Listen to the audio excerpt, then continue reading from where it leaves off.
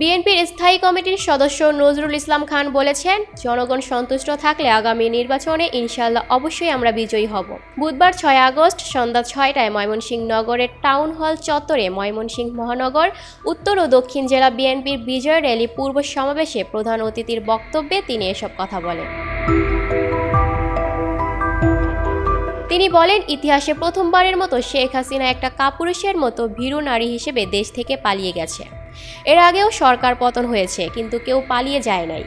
আমরা লড়াই করেছিলাম একটা স্বৈরাচারী শাসক যারা ফ্যাসিবাদে পরিণত হয়েছিল তাদের পতনের জন্য। আমরা চেয়েছিলাম একটা নির্দলীয় সরকারের অধীনে নির্বাচনের মাধ্যমে গণতন্ত্র পুনঃপ্রতিষ্ঠিত করতে, কিন্তু নানাভাবে এই প্রয়াসকে বাধাগ্রস্ত করা হয়েছে। কিন্তু জুলাই আগস্টের গণঅভ্যুত্থানে অসংখ্য ছাত্র জনতা জীবন দিয়ে ফ্যাসিবাদের পতন ঘটিয়েছে। তিনি আরও বলেন, প্রধান উপদেষ্টা নির্বাচনের সম্ভাব্য একটা সময় ঘোষণা করেছেন।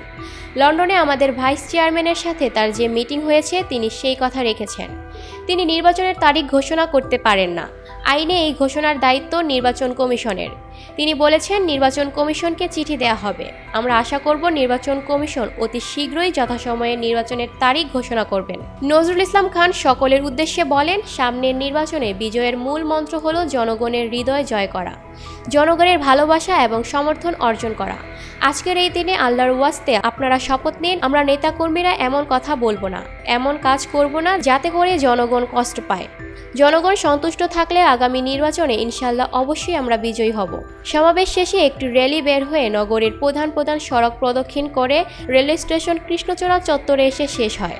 মহানগর বিএনপির আহ্বায়ক অধ্যাপক এ.কে.এম. শফিকুল ইসলামের সভাপতিত্বের বিজয় র্যালিতে বিএনপির যুগ্ম সম্পাদক সৈয়দ এমরান সালেহ প্রিন্স সহ সাংগঠনিক সম্পাদক আবু ওয়াহাব আকন্দ, দক্ষিণ জেলা বিএনপির আহ্বায়ক জাকির হোসেন বাবলু, যুগ্ম আহ্বায়ক আলমগীর মাহমুদ আলম, সদস্য সচিব রকনুজ্জামান সরকার রোকন, উত্তর জেলা বিএনপির এনায়েত উল্লাহ কালাম, যুগ্ম আহ্বায়ক মোতাহার হোসেন তালুকদার, মহানগর বিএনপির যুগ্ম আহ্বায়ক অধ্যাপক শেখ আমজাদ আলী, এ.কে.এম. মাহবুবুল আলম সহ উত্তর ও দক্ষিণ জেলা বিএনপি ও অঙ্গ সহযোগী সংগঠনের নেতাকর্মীরা উপস্থিত ছিলেন।